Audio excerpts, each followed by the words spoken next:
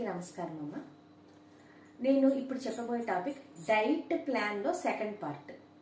సరే, last time నేను ఏం చెప్పాను? సింపుల్గా నైట్ టైం తినే భోజనంలో ఒక ముద్ద తగ్గించండి. 2 చపాతీలు తింటే 1.5 చపాతీయే తినండి అని చెప్పాను. ఇలా చేస్తే వెయిట్ తగ్గిపోతామా?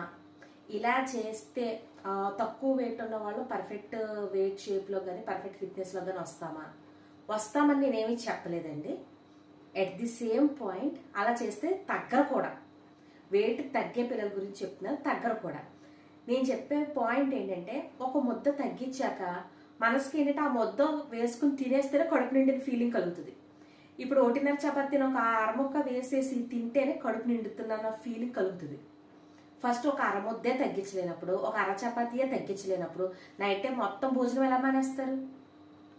ఓకే, నైట్ టైం భోజనం మానేసిన పొద్దున లేసి ఎక్సర్సైజ్ ఎలా చేస్తారు? అవ్వదు కదా. సో నేను చెప్పే పాయింట్ ఏంటంటే, మీరు ఏదైతే క్వాంటిటీ ఆఫ్ ఫుడ్ తగ్గించారో దాన్ని లిక్విడ్స్ తోటి ఫిల్ చేయండి.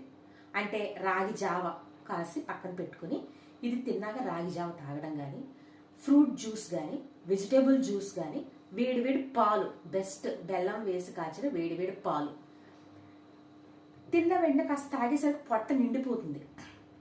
చాలా మందికి భోజనం చేశాక కానీ ఏదైనా తిన్నాక కానీ స్వీట్ తినే అలవాటు ఉంటుంది. ఆ స్వీట్ తినే ప్లేస్లో బెల్లం ముక్కను పెట్టుకోండి. ఏ బయట షుగర్ కంటెంట్తో ఉన్న ఏ స్వీట్ తీసుకోవద్దు.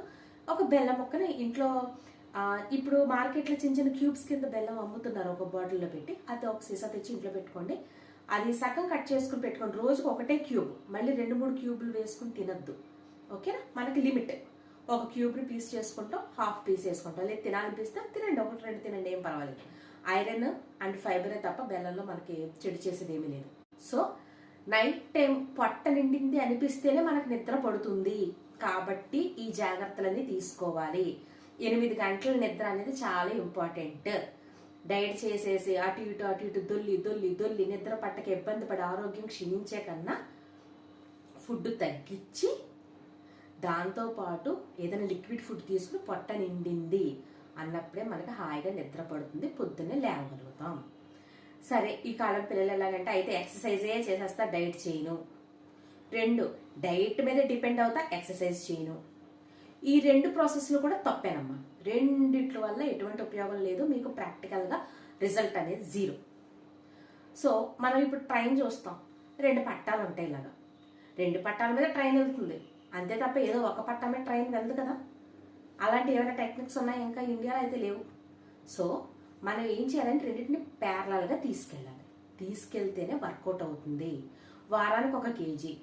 మీరు టార్గెట్ కూడా సంవత్సరానికి పెట్టుకోండి. 3 నెలల్లో తగ్గించేస్తా, 4 నెలల్లో తగ్గించేస్తా, చించేస్తా అంటే కుదరదు, అట్టర్ ఫ్లాప్ అవుతుంది. కంగారు పడద్దు. సంవత్సరానికి టార్గెట్ పెట్టుకోండి. వారానికి 1 కేజీ, నెలకి 4 కేజీలు లేదా 3 కేజీలే.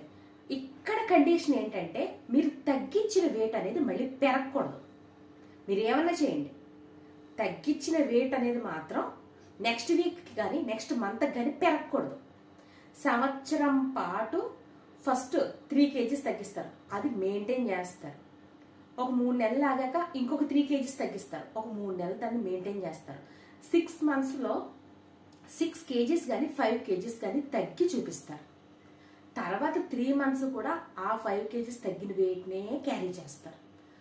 అలాగా ఒక టైం టేబుల్ ప్రకారం చేసుకుంటూ వెళ్ళి బాడీ మీద కానీ, మీ టైం టేబుల్ చదువుల మీద కానీ, ఆరోగ్యం మీద కానీ ఇంపాక్ట్ పడకుండా జాగ్రత్తగా తగ్గించండి.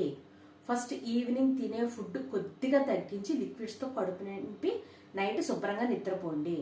ఎప్పుడైతే మీరు క్వాంటిటీ తగ్గిస్తారో నెక్స్ట్ డే మార్నింగ్ తొందరగా మెలకు వస్తుంది. తొందరగా మెలకు ఎప్పుడైతే వస్తుందో ఎక్సర్సైజ్ మీద కాస్త మనసు అనేది వెళుతుంది. బలవంతాన్ని పడుకోబుద్ధి అవ్వదు, ఎందుకంటే ఆకలేస్తుంటుంది కదా, నైట్ తక్కువ తిన్నారు కదా. పొద్దునేసరికి స్థిమితంగా నిద్ర అయితే పట్టదు. చక్కగా లెగిసి ఎక్సర్సైజ్ చేయండి. అంతే తప్ప కంప్లీట్గా మానద్దు. మానటం వల్ల చాలా ఇబ్బందులు. ఓకేనమ్మా? లిక్విడ్ ఫుడ్స్ అనేవి రకరకాలు ఉన్నాయి. మీరు యూట్యూబ్ చూస్తే లిక్విడ్ ఫుడ్స్ ఏదన్నా తీసుకోండి, చక్కగా హెల్తీగా ఉన్నది తీసుకోండి. తీసుకుని కడుపు నిండిందన్న ఫీలింగ్తోనే మీరు నిద్రపోండి. ఓకేనా? ఉంటేనమ్మా, బాయ్.